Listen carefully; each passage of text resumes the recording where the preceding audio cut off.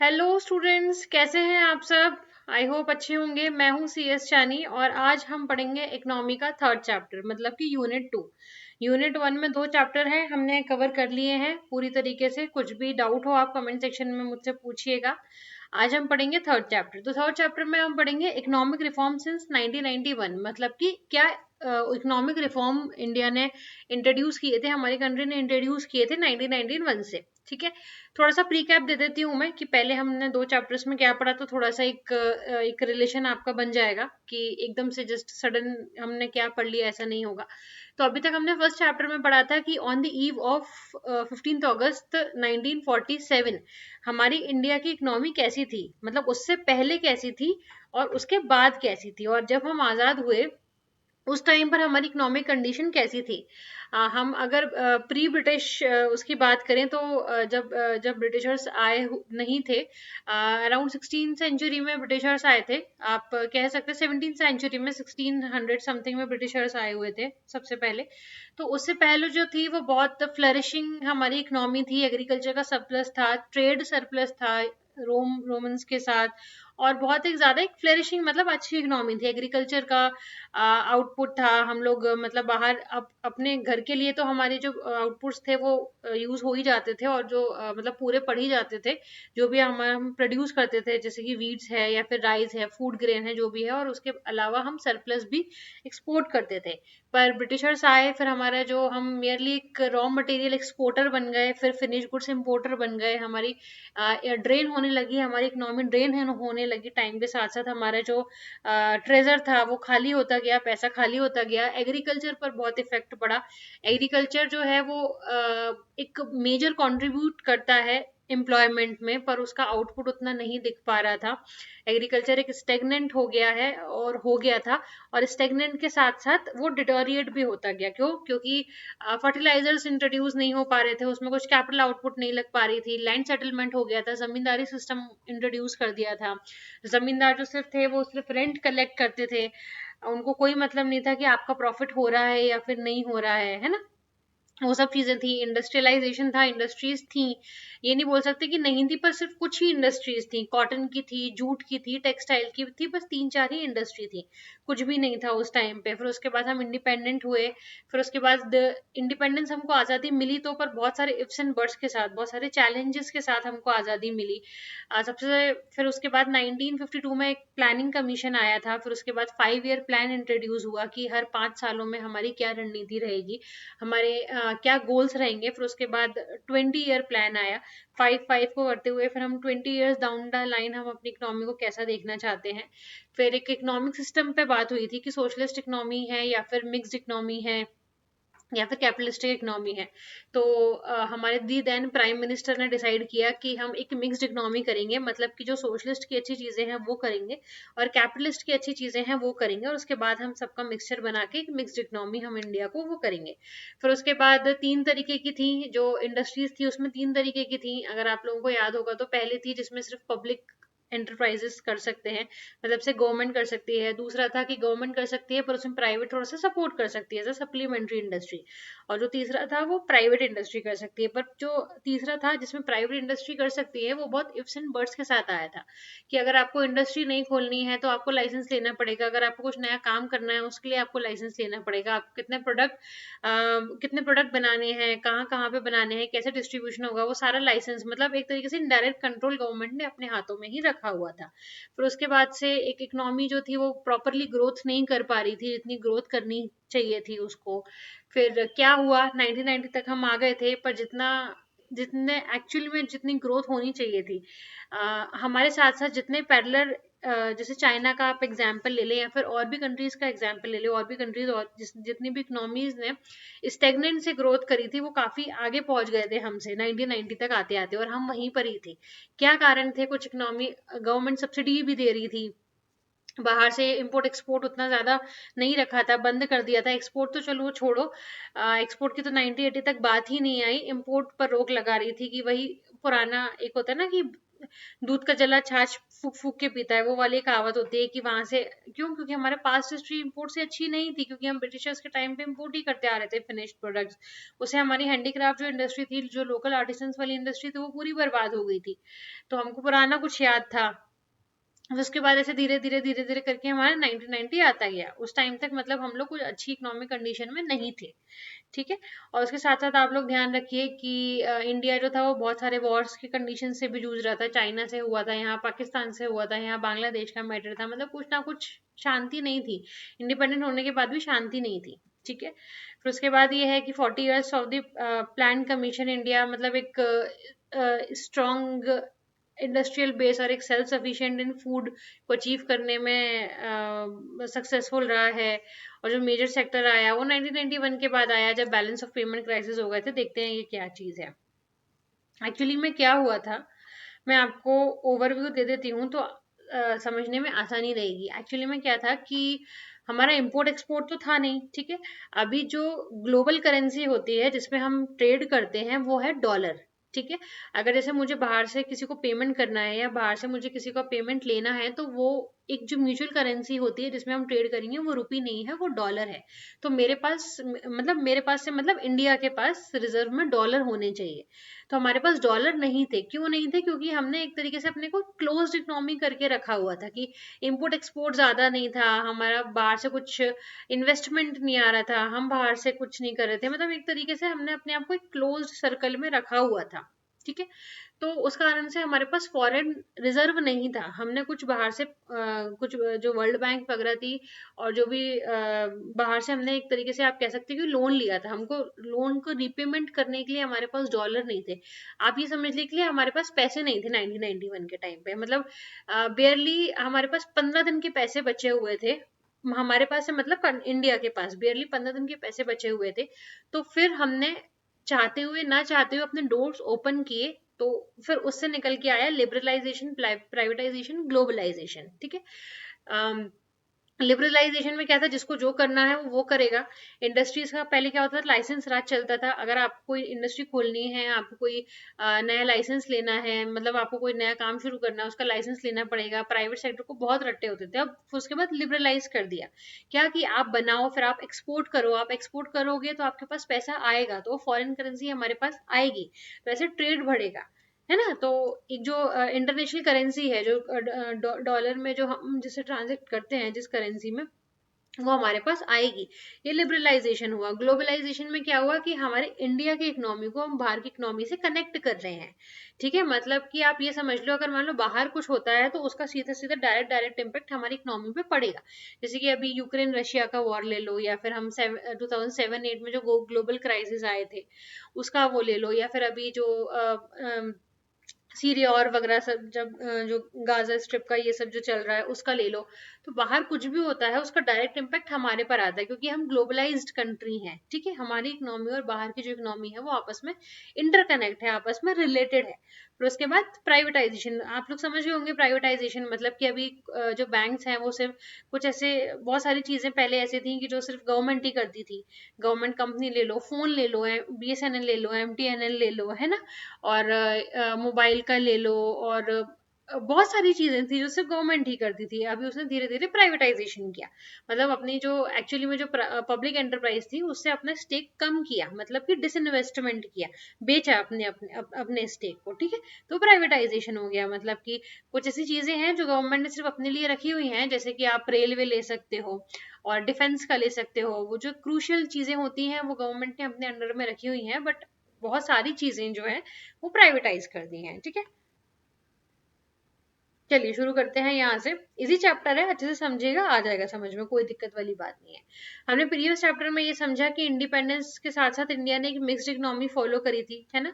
Mixed economy कैसे follow करी थी, अभी हमने पढ़ा कि कुछ जो एडवांटेज थे कैपिटल इकोनॉमी के वो हमने लिए थे, और कुछ एडवांटेज थे जो सोशलिस्ट इकोनॉमी के वो हमने लिए हुए थे। पिछले वाले चैप्टर में आपने नहीं देखा हो तो आप जाके देख लीजिएगा, समझ में आ जाएगा। तो हम एक मिक्स्ड इकोनॉमी थे।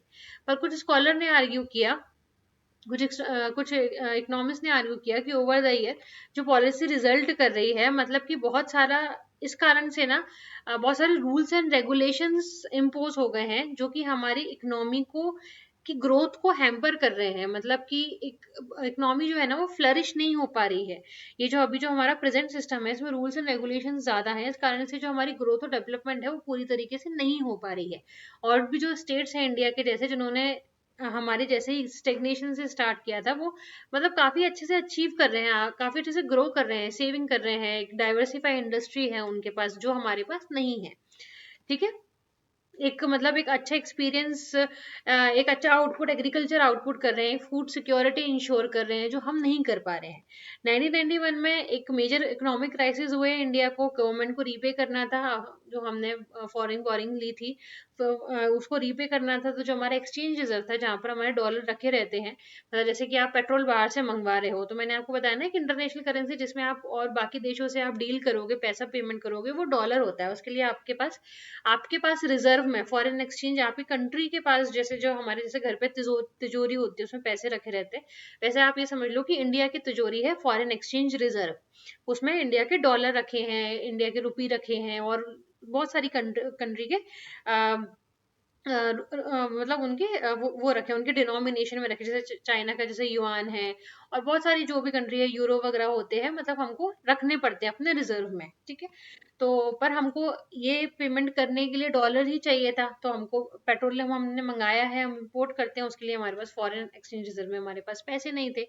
और सिर्फ इतने पैसे थे कि हम मेरली फोर्टनाइट मतलब 15 दिन का काम आसानी से चला सकते हैं, और उससे ज्यादा नहीं चला सकते।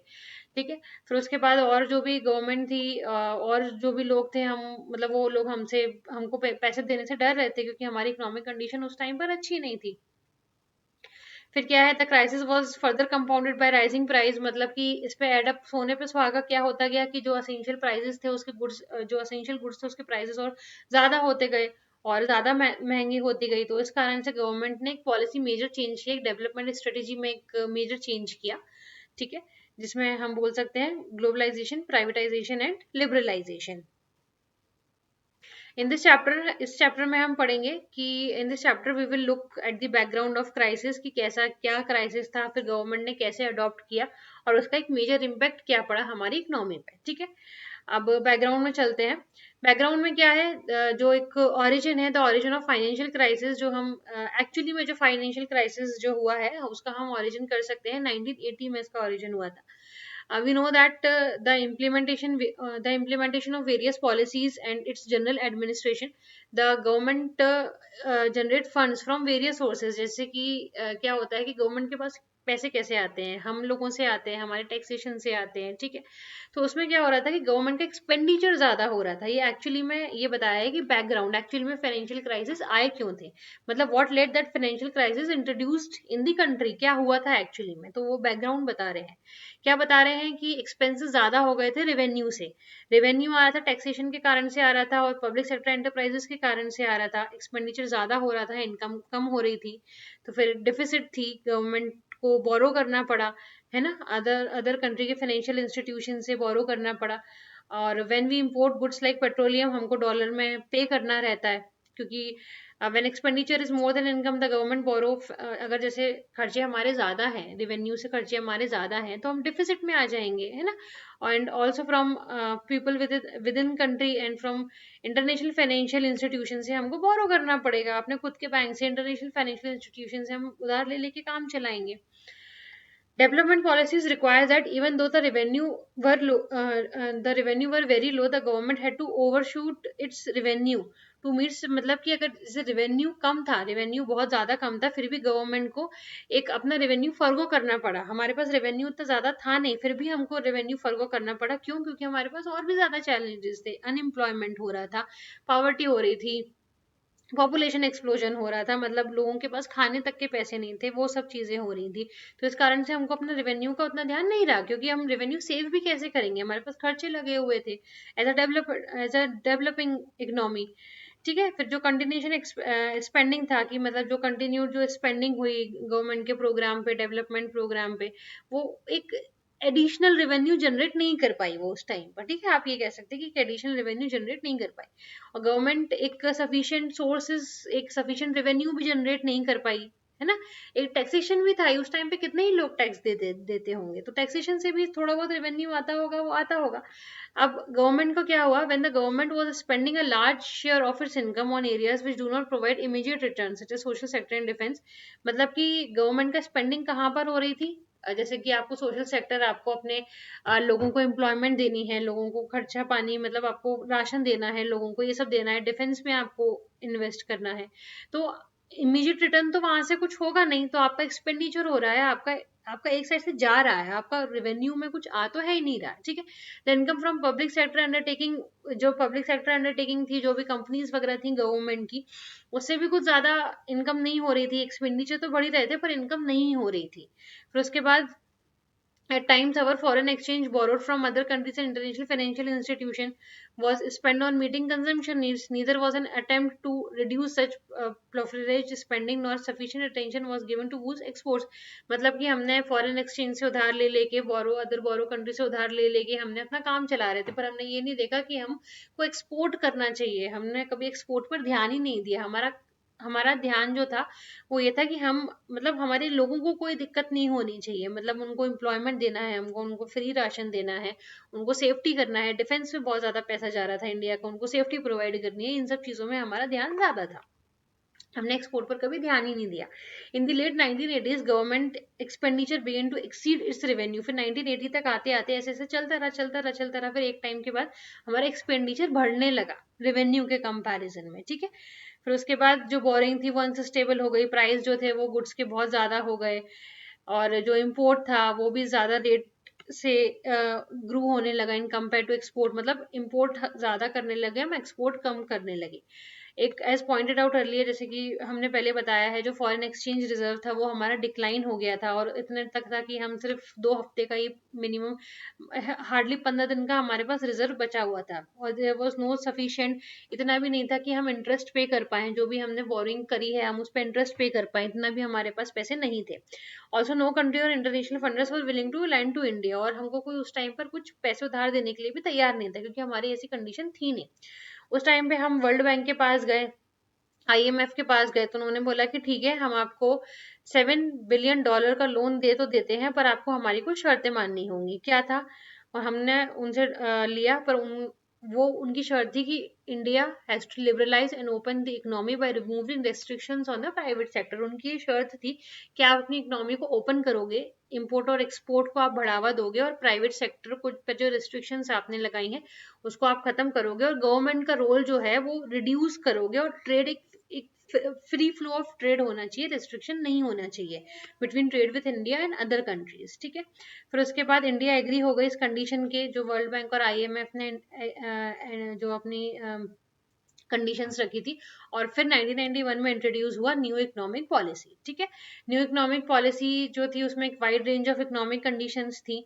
उसमें क्या था, एक पॉलिसीज थी जो कि टुवर्ड्स थी एक competitive environment in the economy, एक कॉम्पिटिटिव एनवायरनमेंट थी, क्यों, क्योंकि पहले हम अपनी डोमेस्टिक जो इंडस्ट्री थी उसको सपोर्ट कर रहे थे, उसको एक प्रोटेक्ट कर रहे थे कि बाहर से कुछ सामान नहीं आए, बाहर से कुछ आए भी तो उसका टैरिफ ज्यादा लगा रहे थे, इससे ज्यादा सामान नहीं आ सकता। तो अगर आएगा तो पहले भी आपको सेकंड चैप्टर में याद होगा कि कुछ क्रिटिक्स ने बोला था कि आपको रोक नहीं लगानी चाहिए, अगर आप क्यों क्यों नहीं लगानी चाहिए, अगर उनको पता रहेगा कि बाहर से सस्ती चीजें आ रही हैं तो वो और सस्ती चीजें बनाने का ट्राई करेंगे, जो हमारे डोमेस्टिक इंडस्ट्रियलिस्ट है, ठीक है। तो कंपटीशन बढ़ा है एनवायरनमेंट में, एक जो बैरियर था एंट्री का वो रिमूव हुआ है, ठीक है। तो उसके बाद दिस सेट ऑफ पॉलिसीज, ये जो पॉलिसीज है ब्रॉडली 2 ग्रुप्स में डिवाइड हुई है, स्टेबलाइजेशन मेजर्स और स्टेबलाइजेशन रिफॉर्म। स्टेबलाइजेशन मेजर में क्या हुआ, एक शॉर्ट टर्म मेजर है, इसमें क्या था कि जो हमारी वीकनेस थी, जो डेवलप हुई थी जो बैलेंस ऑफ पेमेंट में, that is developed in the balance of payment into bring inflation under control, मतलब जिसके कारण से बैलेंस ऑफ पेमेंट गड़बड़ाया था, हमारा एक्सपेंडिचर ज्यादा हुआ था रेवेन्यू से, और जो इन्फ्लेशन इतना ज्यादा महंगाई बढ़ी थी उसको कंट्रोल करने के लिए मेजर्स लिए गए थे, वो स्टेबलाइजेशन मेजर्स होंगे, वो शॉर्ट टर्म मेजर थे। मतलब कि In simple words, this means that there was a need to maintain a sufficient foreign reserves and keeping the rising prices under control. मतलब stabilization measures में क्या था कि आप अपना बैलेंस ऑफ पेमेंट को कंट्रोल में रखिए, मतलब कि आप एक्सपोर्ट अगर इम्पोर्ट अगर आप कर रहे हैं तो एक्सपोर्ट भी उतना ही करिए, अगर आप एक्सपोर्ट भी उतना ही करेंगे तो जो आपके पास फॉरेन करेंसी है वो मेंटेन रहेगी, ठीक है, डायरेक्टली वही मतलब है, और जो आपके प्राइसेस राइज हो रहे हैं वो भी अंडर कंट्रोल में रहेंगे। दूसरा है स्ट्रक्चरल रिफॉर्म। स्ट्रक्चरल रिफॉर्म में क्या है, ये एक लॉन्ग टर्म मेजर है। जो स्ट्रक्चरल जो पॉलिसी जो हमने ऊपर पढ़ा, स्ट्रक्चरल मेजर जो है वो शॉर्ट टर्म था, और जो नीचे स्ट्रक्चरल पॉलिसी है, स्ट्रक्चरल जो रिफॉर्म है वो लॉन्ग टर्म है। इसमें क्या है, एम क्या है इसमें कि to efficient of the economy and increase international competitiveness by removing the rigidities in various sector. मतलब कि आप इंटरनेशनल कॉम्पिटिटिवनेस बढ़ाइए। अपना जो आपने एक बैरियर लगा दिया था कि बाहर से आप इंपोर्ट नहीं करोगे, आप अपनी डोमेस्टिक इंडस्ट्री को प्रोटेक्ट कर रहे थे, ऐसा नहीं करोगे, आप कॉम्पिटिटिवनेस को आप बढ़ावा दोगे। तो फिर the government initiated a variety of policies which fall under 3 act. ठीक है, तो फिर वो भी मान लिया गया। फिर उसके बाद गवर्नमेंट ने इंट्रोड्यूस किया liberalisation, privatisation and globalisation. Globalisation liberalisation हम पहले पढ़ेंगे। लिबरलाइजेशन में क्या था कि हमने शुरू से ही पढ़ते आ रहे हैं कि गवर्नमेंट ने कुछ ऐसे लॉज और रूल्स लगा दिए थे कि जिसके कारण से इंडिया की ग्रोथ हैम्पर हो रही थी। इंडिया की ग्रोथ और जो डेवलपमेंट है वो पूरी तरीके से नहीं हो पा रही थी। Liberalisation was introduce to put an end to these restriction. Liberalisation आया, लिबरलाइजेशन इंट्रोड्यूस हुआ, और ये जो रिस्ट्रिक्शंस थी उन पे उनको खत्म किया गया और काफी सेक्टर्स को ओपन किया गया, इकोनॉमी के बहुत सारे सेक्टर्स को ओपन किया गया। ठीक है, फिर उसके बाद इंडस्ट्री लाइसेंस को 1980 के टाइम से इंडस्ट्री लाइसेंस जो था, there was a few liberalisation measures were introduced in 1980 in areas. 1980 में कुछ लिबरलाइजेशन मेजर्स इंट्रोड्यूस हुए थे, जैसे कि एक्सपोर्ट इंपोर्ट आप कर सकते हो, फिजिकल पॉलिसी, फॉरेन इन्वेस्टमेंट आ रहा है। ठीक है, रिफॉर्म पॉलिसी इनिशिएटेड 1991 पर मोर कॉम्प्रिहेंसिव, मतलब कि एक तरीके से 1991 में एक पूरा कॉम्प्रिहेंसिव वे में था, मतलब एक पूरा ओवरऑल तरीके से था। बट कुछ कुछ स्टार्टिंग जो है वो 1980 से एक्सपोर्ट की हमने सोचना चालू कर दिया था। Let us study some important area such as, जैसे कि हम चलो पढ़ते हैं industrial sectors, financial sectors, tax reform, और जो फॉरेन एक्सचेंज मार्केट है वो रिसीव्ड ग्रेटर अटेंशन आफ्टर 1991। मतलब कि हम इंडस्ट्रीज है, फॉरेन मार्केट है, फॉरेन से फॉरेन का जो इन्वेस्टमेंट है, उससे फॉरेन का इन्वेस्टमेंट से क्या होगा, बाहर वाले हमारे घर पे हमारे इंडिया में इन्वेस्ट करेंगे तो उससे करेंसी आएगी, हमारा फॉरेन एक्सचेंज रिजर्व स्ट्रांग होगा। Deregulation of industrial sector, industrial measures जो थे इंडिया में, रेगुलेशन मेजर्स जो थे वो बहुत सारे तरीके से इन्फोर्स किए जाते थे। कैसे किए जाते थे कि आपको लाइसेंस लेने से पहले गवर्नमेंट से परमिशन लेनी पड़ेगी, आपको अगर फॉर्म कोई ओपन करनी है तो उसके लिए परमिशन लेनी पड़ेगी, फॉर्म कोई क्लोज करनी है तो उसके लिए परमिशन लेनी पड़ेगी। आप प्राइवेट सेक्टर्स कुछ कुछ इंडस्ट्री में अलाउ नहीं थी, आप कितने प्रोडक्ट गुड्स एंड सर्विसेज बनाओगे उसके लिए परमिशन लेनी पड़ेगी। कुछ जो गुड्स थे वो सिर्फ स्मॉल स्केल इंडस्ट्रीज के लिए ही थे। एक प्राइस पे भी एक बार था कि आप इतने प्राइस से ज्यादा आप नहीं वो कर सकते हो। फिर जो उसके बाद रिफॉर्म पॉलिसीज हुई 1991 में, जो लिबरलाइजेशन आया उसमें ये सारा जो रेस्ट्रिक्शंस थे वो हट गए। ठीक है, फिर पर हाँ कुछ उसमें थे जो सीवियर कैटेगरीज थी, जैसे अल्कोहल है, सिगरेट है, केमिकल्स वगैरह है, ड्रग्स एंड फार्मा, उसमें ठीक भी है। ठीक है, पर जो रोज रोज वाली चीजें, जो डेली वाली चीजें थी उन पर रेस्ट्रिक्शंस हट गए थे। द जो ओनली इंडस्ट्री है अभी पब्लिक सेक्टर के अंडर, मतलब कि जो गवर्नमेंट सेक्टर के अंदर, वो है एटॉमिक एनर्जी, ठीक भी है, और कोर एक्टिविटीज ऑफ रेलवे। और जो बहुत सारे गुड्स थे जो स्मॉल सेक्टर के लिए रिजर्व किए थे वो भी अब डी रिजर्व कर दिए, पहले हमने सेकंड चैप्टर में पढ़ा था। ठीक है, और मार्केट ही है, मार्केट की डिमांड एंड सप्लाई से ही अब प्राइस डिटरमाइन होगी। ठीक है, अब दूसरा है financial sector reform. Financial sector में क्या हुआ, फाइनेंशियल सेक्टर में क्या रिफॉर्म आए, फाइनेंशियल सेक्टर में जैसे कि फाइनेंशियल इंस्टीट्यूशन है, जैसे कि बैंक है, स्टॉक एक्सचेंज वगैरह है, वो ऑपरेशन में आए। और जो फाइनेंशियल सेक्टर है जो रेगुलेटेड करती है आरबीआई। फिर उसके बाद आपको मालूम होगा कि सारे बैंक्स और जो फाइनेंशियल सेक्टर्स होते हैं वो आरबीआई के अंडर गवर्न करते हैं। ठीक है, आरबीआई उनको गवर्न करती है। अब आरबीआई डिसाइड करती है, decides the amount of money that bankers can. RBI decide करती है कि आपको, जैसे आपने सुना होगा सीआरआर रेशियो, एसएलआर रेशियो, है ना, ये सारी चीजें होती हैं जो आरबीआई बताती है कि आपको अपने पास इतनी तो रखनी है। तो the one of the major aim of financial sector reform is to reduce the role of RBI from regulator to facilitator of financial.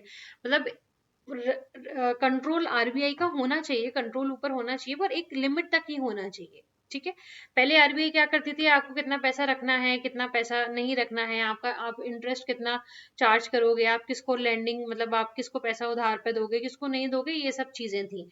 अब आरबीआई को ट्रांसफॉर्म किया, आरबीआई का रोल ट्रांसफॉर्म किया फ्रॉम रेगुलेटर टू फैसिलिटेटर। अगर आपको कुछ दिक्कत है, आप बैंक, आपको जैसे बैंक चलानी है वो आप चलाइए, अगर आपको कोई दिक्कत होती है उसकी तो आप आरबीआई के पास जाइए। आरबीआई को अगर ऐसा लगेगा तो आरबीआई आपसे बोल देगी, otherwise you are free to work as per your own wishes, ठीक है। फिर उसके बाद ये था कि आरबीआई मतलब अब इसके बाद क्या हो गया कि banks were allowed to take their own decision without consulting with RBI. RBI एक बता देगी कि आपको इतने रेट पर लोगों को लोन देना है, but it's up to the company, वो चाहे तो इससे ज्यादा पर भी दे सकती है, इससे कम पर भी दे सकती है, कोई दिक्कत वाली बात नहीं है। फिर जो रिफॉर्म्स पॉलिसी थी लीड टू द एस्टेब्लिशमेंट, उसके बाद प्राइवेट सेक्टर्स बैंक आई, फॉरेन सेक्टर फॉरेन बैंक्स भी आई। फॉरेन बैंक मतलब आप किसी फॉरेन जो कंपनी है, फॉरेन इन्वेस्टमेंट हमारे यहाँ बैंक में अराउंड 74% तक कोई भी जो फॉरेन है वो बैंक में इन्वेस्ट कर सकती है, 74% तक। जैसे 100% अगर बैंक, जैसे 100% अगर बैंक की नेटवर्थ है, मतलब उसकी कैपिटल है, तो उसमें 74 रुपीज तक अप टू हाईएस्ट फॉरेन जो इन्वेस्टमेंट हो सकता है। पर मतलब कि अगर फॉरेन बैंक्स होंगे तो उनको कुछ सर्टेन कंडीशंस फुलफिल करनी पड़ती हैं, जैसे आपको ये ब्रांच आपको यहाँ पर ओपन करनी है, ये इतनी ब्रांच आपको यहाँ पर ओपन करनी है without the approval of RBI, आप स्टेट दो आके ऑटोमेटिक सेक्टर से आप कर सकते हो। Bank has to give one permission to general generate resource, have been given permission to generate resource, मतलब आप बैंक को ये भी परमिशन दी गई कि आप पैसा इंडिया से भी ले सकते हो, बाहर से भी ले सकते हो, है ना। Has been retained with the RBI to safeguard the interest of the account holders and nations, मतलब कि दो bank have been given permission, bank को दिया है, बट जो certain managerial aspects है, मतलब कंट्रोल आरबीआई का रहेगा, लिमिट दे दिए कि आप इस लिमिट तक कर सकते हो, कोई दिक्कत वाली बात नहीं है।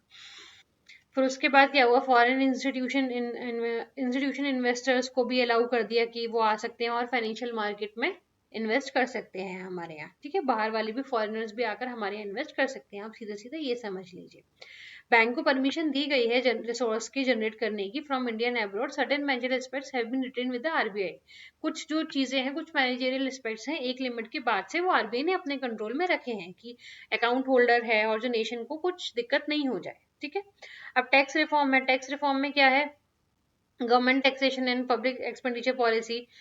फिस्कल पॉलिसी क्या होती है, पैसे से रिलेटेड पॉलिसी। दो तरीके के टैक्स होते हैं, डायरेक्ट टैक्स होता है और इनडायरेक्ट टैक्स होता है। डायरेक्ट टैक्स मतलब जो हम अपनी सैलरी पे देते हैं, जो हम डायरेक्ट गवर्नमेंट को देते हैं, वो डायरेक्ट टैक्स होता है। जैसे कि जो कंपनीज देती हैं प्रॉफिट पे, वो डायरेक्ट टैक्स होता है। 1991 से ये कंटिन्यूस रिडक्शन हो रहा है टैक्स पे, इंडिविजुअल के टैक्स पे, क्योंकि हाई रेट, ऐसा माना जाता है कि अगर हाई इनकम टैक्स रेट होगा तो वो टैक्स की चोरी ज्यादा होगी, तो थोड़ा सा इनकम टैक्स की दरों में भी थोड़ी सी गिरावट आई है, ठीक है। फिर उसके बाद क्या है, एक मॉडरेट रेट ऑफ इनकम अगर होती है इनकम टैक्स की, तो आप एक जैसे आपने देखा होगा एटीसी के इन्वेस्टमेंट्स होते हैं, अगर आप कुछ कहीं पर आपने इन्वेस्ट किया है तो आप उससे वो वाली जो फिगर है वो आप उससे अपनी सैलरी से माइनस कर सकते हो। तो इस तरीके से जो गवर्नमेंट है वो एनकरेज करती है आपको सेविंग करने के लिए। कॉर्पोरेशन टैक्स होता है जो कि बहुत हाई होता है ना। ये सारी चीजें गवर्नमेंट की इनकम ही है, कॉर्पोरेशन टैक्स जो कंपनीज टैक्स देती हैं हैव बीन ग्रेजुअली रिड्यूस्ड, वो भी धीरे धीरे रिड्यूस होता जा रहा है। तो उसके बाद इनडायरेक्ट टैक्स होता है जी, जैसे आप पार्ले जी का बिस्किट लिया, आपने कोई चिप्स लिया, वो उसमें टैक्स इंक्लूडेड रहता है ना। तो ये टैक्स हम उस पर भी देते हैं, पर ये इनडायरेक्ट टैक्स होता है क्योंकि हम वो डायरेक्ट नहीं दे रहे हैं। क्यों नहीं दे रहे हैं, हम मैंने चिप्स लिया, मैंने 5 रुपए का चिप्स का पैकेट लिया, चिप्स 5 रुपए में टैक्स इंक्लूड था, तो मैं तो वो शॉपकीपर को दे रही हूँ, शॉपकीपर जाकर फिर डायरेक्ट टैक्स पे कर, शॉपकीपर फिर आगे टैक्स पे करे, तो मैं डायरेक्ट गवर्नमेंट को नहीं दे रही हूँ जाके, ठीक है। 2016 में क्या हुआ था कि इंडियन कॉन्स्टिट्यूशन ने हम एक एम्पावर किया, जीएसटी अप्लाई हुआ था, एक मतलब कि इंट्रोडक्शन हुआ था जीएसटी का 2016 में, जो कि एक एडिशनल रेवेन्यू जनरेट के एक्सपेक्टेशन से इंट्रोड्यूस हुआ था, टैक्स इवेजन को कम करने के उसे इंट्रोड्यूस हुआ था कि टैक्स की चोरी कम होगी, गवर्नमेंट की आय बढ़ेगी, एडिशनल रेवेन्यू गवर्नमेंट के लिए बढ़ेगा, वन नेशन वन टैक्स बढ़ेगा, वन मार्केट होगा। एक टैक्स को और एक सिंपलाइज तरीके करने के लिए हुआ था, एक बेटर कंप्लाइंस हो जाएगा टैक्स पेयर के लिए, मतलब एक प्रोसीजर को सिंपलाइज करने के लिए जीएसटी इंट्रोड्यूस किया था। ठीक है। फिर उसके बाद आ जाते हैं फॉरेन एक्सचेंज रिफॉर्म। जो फर्स्ट एंड फॉरमोस्ट रिफॉर्म था एक्सटर्नल सेक्टर में, वो था फॉरेन एक्सचेंज रिफॉर्म। 1991 में एक मतलब एक इमीडिएट मेजर लिया था to solve the problem of balance of payment crisis. क्यों? क्योंकि हमारा जो रुपी था वो डीवैल्यूएट हो रहा था, रुपी बहुत महंगा हो रहा था फॉरेन कंट्री के, फॉरेन करेंसी के कंपैरिजन में। This lead to an increase in the inflow of foreign exchange. It is also set the tone to free the determination of rupee value in the foreign exchange market from government control। मतलब कि अब पहले क्या था, हम controlled way में demand and supply हो रही थी, जो हमारी रुपी की थी वो कंट्रोल्ड वे में थी, क्योंकि इंपोर्ट एक्सपोर्ट जो था वो कंट्रोल्ड वे में था। अभी फ्री फ्लो ऑफ मनी है, मतलब कि जो मनी की जो वैल्यू डिसाइड होगी वो डिमांड एंड सप्लाई से होगी। मतलब अभी ऐसा कुछ नहीं है कि आप कुछ कर सकते हो, उसके लिए फ्री फ्लो है। हाँ, अगर एक टाइम के बाद जैसे आरबीआई इंट्रोड्यूस बीच में दखल देती है, अगर उसको लगता है कि रुपी बहुत ज्यादा कमजोर हो रहा है फिर से, तो आरबीआई जो है वो बीच में इंटरवेन करेगी। पर जनरली बहुत मतलब ज्यादा केसेस में free flow demand of free flow से डिसाइड होती है करेंसी। ठीक है। इसमें वही बोल रहा है कि 1991 में immediate measures to solve the balance of payment crisis, the rupee was devalued against foreign currency as an immediate measures. ठीक है। This lead to an increase in the inflow. The first important reform in the external sector was made in the foreign exchange। Foreign market में, foreign exchange में लिया था, क्योंकि problem वहीं से शुरू हो रही थी। पहले क्या था कि जो रुपी का जो वैल्यूएशन था वो मतलब कंट्रोल्ड वे में था। अभी मार्केट जो है वो डिटरमाइन करेगी एक्सचेंज रेट, किस पर एक्सचेंज रेट होगा, वो फ्री फ्लो है। ठीक है। आप इतना समझिए। Trade and investment policies reform कैसा था? जो लिबरलाइजेशन हुआ था ट्रेड में, इन्वेस्टमेंट में लिबरलाइजेशन था, इंटरनेशनल कंपटीशन था, है ना। मतलब कि हमारी इंडियन टेक्नोलॉजी का बाहर की टेक्नोलॉजी से इंटरनेशनल कंपटीशन हुआ था। फिर ये इससे लोकल जो हमारी इंडस्ट्री है वो भी इनकरेज हुई। उनको भी लगा कि हाँ, हमको ज्यादा से ज्यादा अच्छा प्रोडक्ट प्रोड्यूस करना है कम पैसों में। ठीक है। फिर उसके बाद in order to promote domestic industries, India was following a quantitative restriction लगाती थी इंडिया, कि आप इतने से ज्यादा इंपोर्ट नहीं कर सकते। This was encourage through the tight control over import and by keeping the tariff rates very high. मतलब अगर आप करोगे भी तो 100 जैसे रिमोट वाला एग्जांपल अगर आपको याद हो, रिमोट इंपोर्ट हो सकते हैं पर 10 रिमोट से ज्यादा इंपोर्ट नहीं हो सकते हैं, ऐसे ऐसे करके होगा भी तो टैक्स बहुत ज्यादा लगेगा। तो this policies reduce efficiency and competitiveness. जो अभी हमने पढ़ा वो सब रिड्यूस हो रहा था। तो ट्रेड पॉलिसी में क्या था कि जो क्वांटिटेटिव रेस्ट्रिक्शन था उसको खत्म कर दिया, टैरिफ रेट को कम कर दिया, जो लाइसेंस की जरूरत होती थी इंपोर्ट के लिए उसको हटा दिया, लाइसेंस है ना, इंपोर्ट लाइसेंसिंग अबॉलिश कर दी। और जो भी in case of accept in case of hazardous, मतलब ऐसा नहीं है कि आप ड्रग्स मंगाए जा रहे हो, आप कुछ भी उल्टी सीधी चीजें मंगाए जा रहे हो, उन चीजों को छोड़ के। Quantitative restrictions on import of manufacture goods and agriculture was also fully removed. जो भी एग्रीकल्चर प्रोडक्ट्स थे और जो भी कंज्यूमर प्रोडक्ट थे सब पर क्वांटिटेटिव रेस्ट्रिक्शंस हटा दिए, कि आप इससे ज्यादा इंपोर्ट नहीं कर सकते, ऐसा कुछ नहीं है, सब हटा दिया। एक्सपोर्ट ड्यूटी भी हटा दी to increase the competitive positions of Indian goods in the international market. Export duty भी हटा दी कि आपको एक्सपोर्ट ड्यूटी लगेगी, अगर आप बाहर अपना गुड्स भेजोगे तो आपको महंगा पड़ेगा, आपको इतना ड्यूटी देनी पड़ेगी, ये सब भी हटा दी थी। अब आ जाते हैं हम प्राइवेटाइजेशन पे। आप लोग इतना पढ़ लीजिए, हम नेक्स्ट क्लास में प्राइवेटाइजेशन कवर करेंगे, नेक्स्ट क्लास में इसको चैप्टर को खत्म कर देंगे। ठीक है। चलिए मिलते हैं अगली क्लास में। कुछ भी डाउट्स हो तो आप मुझसे पूछ सकते हैं। चलिए बाय।